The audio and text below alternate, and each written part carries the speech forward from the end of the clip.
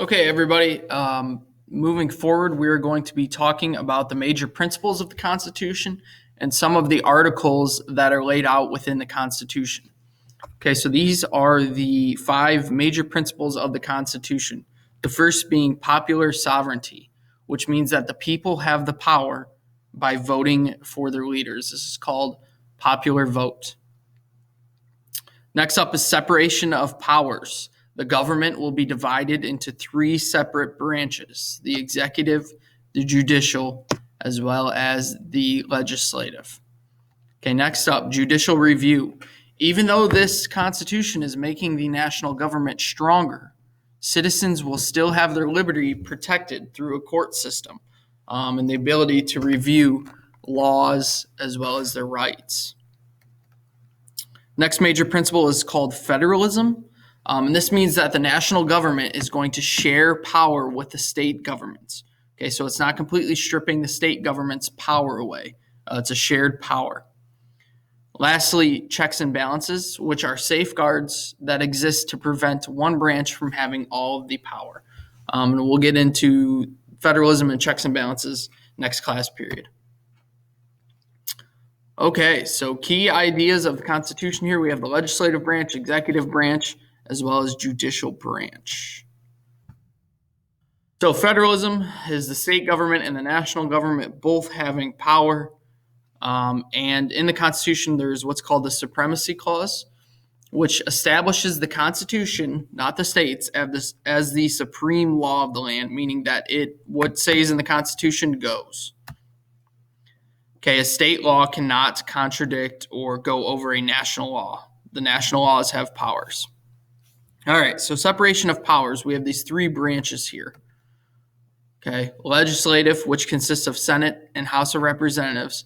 You have the president under the executive, which consists of the vice president and his cabinet or her cabinet. Judicial, which evaluates laws, and we have the Supreme Court, and then under that is other federal courts. Okay, so we can see it's housed in three different branches here in order to separate that power. So the first branch is the legislative branch, and this is often referred to as Congress. Okay, it is a group of people elected to make laws for the country. And the Congress is broken into two parts known as bicameral. We have the Senate, which each state has two, and the House of Representatives, which each state has different amounts based on their population.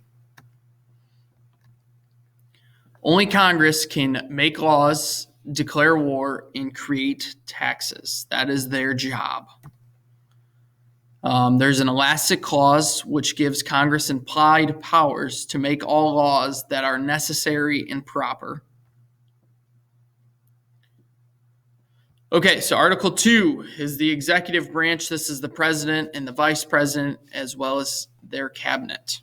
Okay, the president or chief executive is the head of the government. It's a 4-year term. The president lives and works in the White House. The president is in charge of the armed forces, and they also work with leaders of other countries. Okay, the president can only recommend legislation or laws to Congress, and then it's Congress's job to carry out making these laws or vetoing them. Once Congress has made some laws, they are sent to the president, and the president can veto this bill. Okay, he can say, no, we don't want this. But if he or she does do that, the Congress can go back, and if they have a 2/3 vote, meaning every 2 out of 3 people vote for it, they can override this veto by the president. So it's an example of checks and balances where one branch is not having too much of a say. The president can appoint judges to the Supreme Court and members to his cabinet, but Congress can ratify these appointments. Okay, Article 3, or the last branch here, is the judicial branch. This mainly deals with the Supreme Court. It is the highest court in the U.S., and it is the system of court that settles questions about laws. There are 9 justices, and they can serve for life or retire at some point. What the Supreme Court justices' jobs are to ensure safety and equality for Americans, and they're known as the interpreter of the Constitution. So they will go through and interpret if laws are within our constitutional rights.